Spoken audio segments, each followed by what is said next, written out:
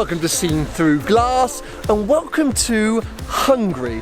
This is a country that I've spent hardly any time in before. I've come here once for the McLaren 600 LT launch, and that was at the Hungaroring just outside Budapest. I don't think I even made a video from that experience. I think I just made a podcast. So this is my very first video from Hungary, and you find me in a garden by a lake for the second annual Cars and Coffee Hungary. Something's revving it up. Something's revving it up. We are here quite early. It's 11 a.m.-ish. The sort of main event doesn't really kick off until about 3 p.m, but I'm hoping to catch cars as they roll in. We've got a huge variety of vintage Lambos, modified BMWs, Ferraris, Porsches, the lot. So yes, today is going to be a true Cars and Coffee, well, almost like my old Vlog Angeles style car event vlogs.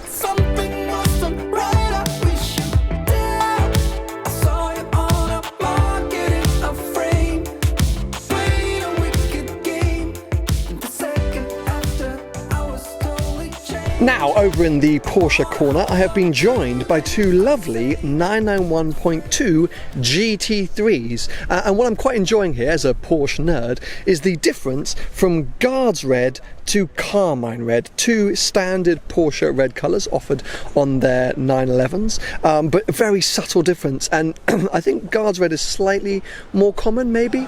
Now, if you've never been to an official Cars and Coffee event before, you may not know that it is much more than just a load of cars parked up in a garden. They are full day events, often starting in the morning, revolving around a kind of coffee or lunch, and then a drive to a kind of public event later in the day, which means that there's often amazing food. I've already had some Italian coffee, which was much missed over the last few weeks, and now, look, I think I've gone a little bit overboard with the food, but it all looks brilliant. I haven't ever really had much Hungarian food before, and whilst it looks more like a Wiener Schnitzel, I think it's going to be delicious. So yeah, time to dig in, fuel up, before the activities continue.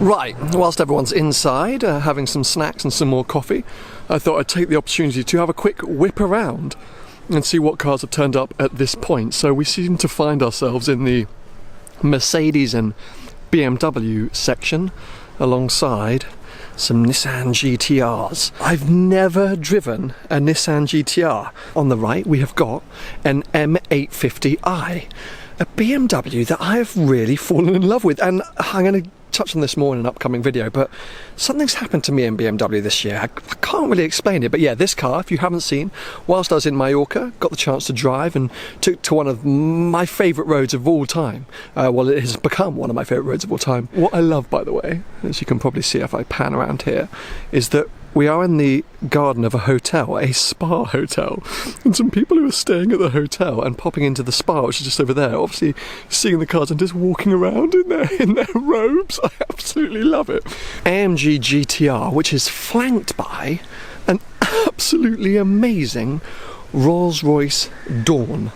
I love this. I mean, I know I shouldn't, but I mean, just the interior, the fact it's been lowered, it's got some kind of body kit, it's got a orange leather, and it's like a chicane grey. I'm sorry, I think that is awesome. But speaking of kind of awesome and mad, I think this is the Mansory Stallone 812 Superfast. I'm not sure if I even saw this at the Geneva Motor Show when it got launched. I mean, I would have to say hideous, but also amazing. I don't know if you can see this carbon effect that they use at Mansory. It's kind of like chipped carbon, maybe you'd call it, running all the way along the bonnet. You've got that huge rear wing, but it is right next to an F12 in Largo. I'm pretty sure that's an in Largo. Now, I've heard one of those before, and they are nuts. I haven't heard one of these before, but I'm assuming it is going to be equally as crazy, so I cannot wait to hear this thing start up, and I'm just sad that I missed it arriving. Austrian plates. But yeah, very, very cool to see that. And on the left we have a modified 488 as well, with a few little bits on it, and then this is the modified corner, a modified McLaren 12C. Whilst you may think that those cars are the sort of showpiece, we do have, by the way, a Performante, Huracan Performante, in the kind of Squadra Corsa racing livery, but it is just a standard Performante as far as I can tell. We have got a very, very nice Diablo just chilling here with the wing, looking absolutely awesome. But right next to it, oh good lord, it is a Koenigsegg CCXS. Now, I have seen very few Koenigsegg's in my life. I think mainly only ever in America, and it's usually the Agueras. So this could be one of the first CCXs that I've seen, and I love everything about it. The details on these cars, ridiculous. Central windscreen wiper, which I think is kind of cool. White, black and orange, 3 colours that work incredibly well, and that interior is just mad. But it's when you start to look at, as I say, the details of this car that you realise how special they are and how much of an art piece they are. For example, the wheels, the centre nuts, they can see you've got an arrow there for on and off, but also 800 Newton meters, which I'm assuming is the amount of torque that you need to wrench them up with. And all along the way, the different bits of carbon weave, just the elements that just make this car so special. I love the rear tail lights, but yes, hopefully going to get some shots of that on the road if it's coming with us to the next event. Next door, Aventador SV Roadster, very nice colour on that one. Before moving on to an older Lamborghini, an Espada. Don't see many of these knocking around. Hungarian plate. It's a sort of wacky looking thing. I remember Harry Metcalf, Harry's Garage, made a video on one of these a while ago, and it was quite cool to see because, as I say, you don't see many of them floating around, and they're kind of cool looking. Lambo's now all about Aventadors, and people forget sometimes that they've made different cars over the years.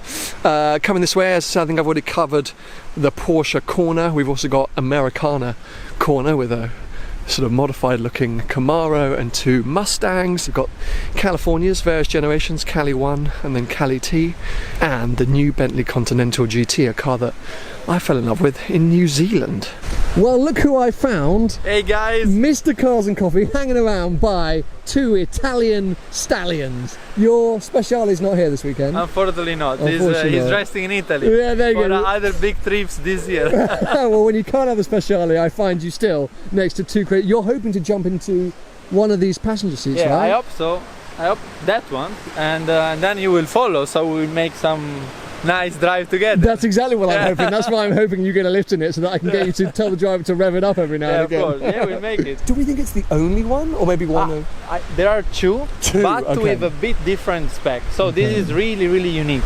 Wow, super cool.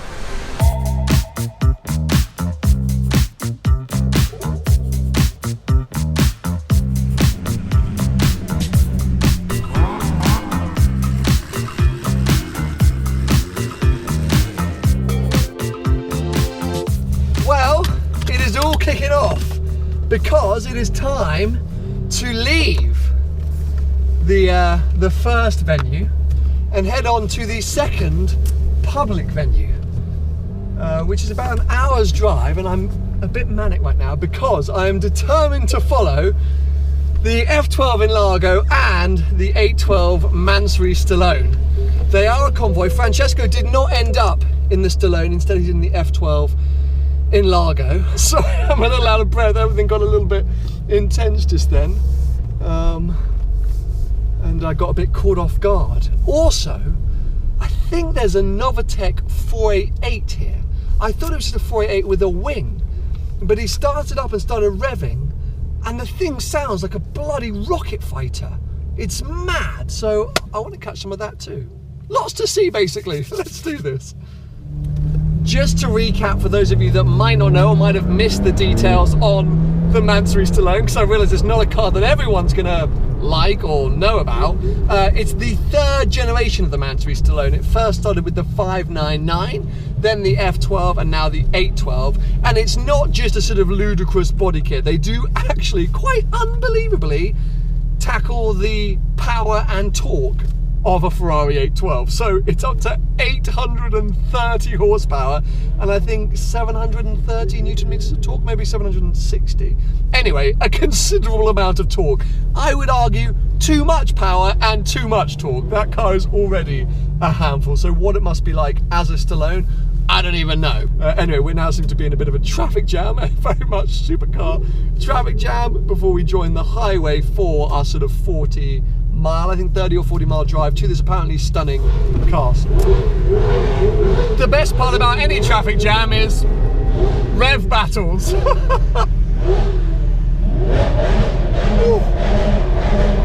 What is that? I think that was the Novatec 488.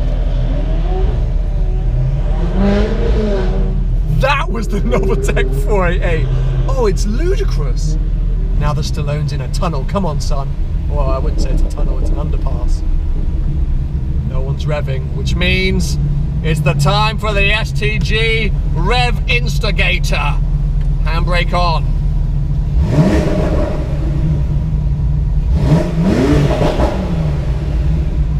Okay, well clearly I've been left with the boring group. Hello! Yep, nothing.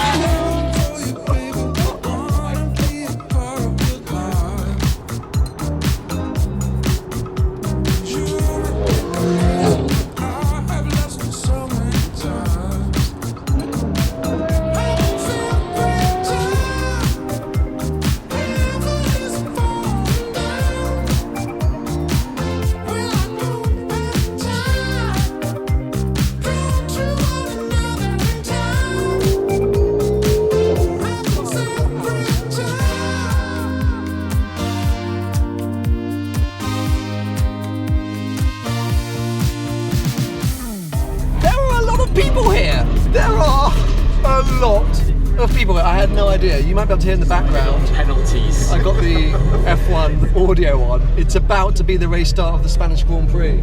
You should park on a maybe there next to the Carlsberg. Next to the Carlsberg, on the right or on the left? Yeah, on the right. On the right. Okay, perfect. Thanks. Yeah, it's about to be the start of the Barcelona Grand Prix, which I don't want to miss, but I'm obviously going to have to get out of the car and say hi and film some more of this video, but I think maybe after the race start. Good from Lewis, he's done it, he's done it. Go on, son. Yes! Oh, Vettel's going to do both. Vettel's going to do both! Ah! Ah! 3 into 1! Goes wide, Hamilton into the lead. Bottas gets through in second. Vettel is compromised by Charles Leclerc. Max Verstappen ahead of Leclerc. And now Pierre Gasly. Whoa! What's going on there, Gasly?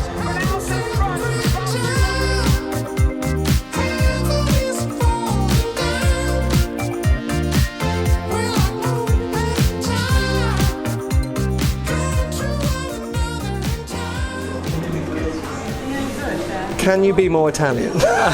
Outside the event takes place, where are you getting a coffee? You're a walking cliche. Well, I think it's clear to see which car gets the most attention when you come to a Cars and Coffee. Still, unbelievably, the Lamborghini event store. I mean, look, you've got a 1 of 2 Mansory Stallone, so rare. F12 Enlargo, GT3, 488, I'm pretty sure Novatec. And then everyone crowding around trying to get photos of the SV. That car remains the poster car. There are so many people here. I don't really know why or what I'm trying to film right now, but I wanted to come and look at this to see if there's any proof of my suspicions that it is a Novatec. I don't know where the owner's gone. I just think it's that wing, and obviously, as we know, the sound and the fact that the turbos were whooshing up super quick that makes me think that's what it is. But we're going to have to just go with the assumption. Oh no, that I think that's the owner. Let me ask him. Unsurprisingly, a little bit of a language barrier there, but I'm pretty sure I established that yes, it is Novatec. We went back and forth a few times. Oh, look at this dog, look at the adorable little puppy.